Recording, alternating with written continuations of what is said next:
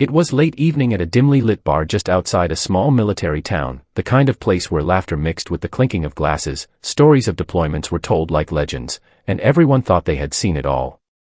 A woman sat quietly at the far corner of the counter, wearing a plain black jacket, her eyes steady and calm, hands wrapped around a cup of coffee instead of beer. She didn't speak much, just listened. But sometimes silence makes the loudest statement, and that night, her silence was about to shake the room. 3 men entered the bar laughing, loud, overconfident, the kind who wanted to make sure everyone noticed them. They'd been drinking somewhere else first, and the alcohol had turned their arrogance into recklessness. One of them, a tall man in his early 30s with a loud voice and a cocky grin, spotted the quiet woman at the counter. He nudged his friends. "Look at her," he whispered mockingly. "Sitting there like she owns the place. Think she's too good to talk to anyone." His buddies snickered.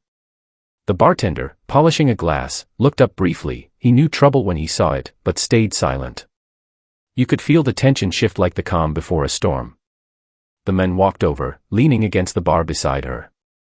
"Hey sweetheart," he slurred, "you look like you just lost your best friend. Want some company?" She didn't even look up, just said softly, "No, thank you." That should have been enough. But some men mistake kindness for weakness. He grinned wider. "Oh come on, don't be shy. What's your name, huh?" The woman sighed. "Names don't matter." Her tone was even, polite, almost too calm. He laughed loudly. "Oh, so mysterious. What are you, a spy or something?" His friends howled in laughter. The whole bar was watching now, quiet but curious. Then he leaned closer and said mockingly, "Fine then, if you're some kind of hotshot, what's your call sign, soldier?" For a moment, everything froze. The bartender's hand stopped mid-wipe. The soft hum of conversation died completely. The woman slowly turned her head. Her eyes locked onto his, sharp, focused, and cold as steel. When she finally spoke, her voice was quiet, but it carried the weight of command. "Viper 1. The man blinked. His smirk faltered. The words hit him like thunder, familiar, terrifying. The color drained from his face. His friends looked at each other in confusion, but the bartender, he understood. He'd heard that name before. Everyone in that town had. Viper 1 wasn't just a name, it was a legend. The woman stood up slowly. Her posture changed, no longer quiet or timid, but precise, controlled, the kind of stance soldiers take when they face things ordinary people couldn't imagine. She slipped her jacket slightly aside, revealing a simple patch on her sleeve, an Air Force insignia. Below it, faint letters stitched in gray, Viper 1. The bully took a shaky step back. "Wait a sec," he muttered, his voice cracking. "You're not saying..." The bartender cut him off softly. "She's not saying anything, son. But if you knew who she was, you wouldn't have said a single word."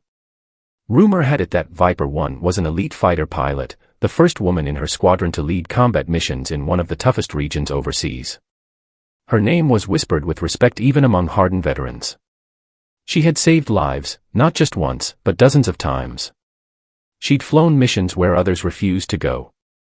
But she never bragged. Never told anyone. She lived quietly, humbly, the kind of hero who didn't need to prove anything. The bully's hand trembled, the glass slipping from his grip and shattering on the floor. His voice barely came out. You're that Viper 1. She gave a small nod. "Used to be. Now I just drink coffee and mind my own business." The entire bar stayed silent. Even the jukebox seemed to pause between songs. The bully stumbled over his words, trying to laugh it off. "Hey, I was just joking, I didn't mean."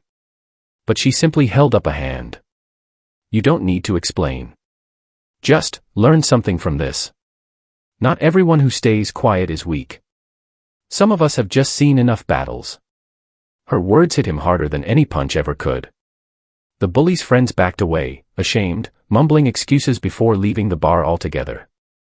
The bartender poured the woman another cup of coffee, on the house. "You handled that well," he said softly. She smiled faintly. "Fighting isn't always the answer." Then she looked toward the door where the men had left. But sometimes silence teaches louder than shouting ever will. Moments later, a small group of veterans who'd been sitting at a corner table stood and approached her. One of them saluted quietly. "Ma'am, you're the reason we came back home. I flew under your wing once, Afghanistan, 2012. Didn't think I'd ever get to thank you." She looked surprised for a second, then smiled, not proudly, but warmly. "You made it home. That's thanks enough." The bartender raised his glass. "To Viper 1, he said softly. The room followed. Dozens of glasses lifted. And for the first time that night, the quiet woman allowed herself a genuine smile. As the camera pans out, the music swells gently. Her voice narrates over the final shots, a calm, confident tone that stays with the viewer long after the story ends. Never judge a person by how quiet they are. Some people carry storms behind their silence. And if you're lucky enough to meet one, listen. You might learn what true strength looks like. The screen fades to black, but just before it ends, bold white letters appear. Gold military medal, respect the quiet ones, they've already won battles you'll never know about, gold military medal. Then a warm, encouraging outro voice comes in. Clapperboard, if this story inspired you, make sure to hit that like button, subscribe to our channel, and turn on the notification bell, because we've got more real, powerful, and emotional stories that will move your heart and open your eyes. Be part of our growing family of truth seekers and everyday heroes.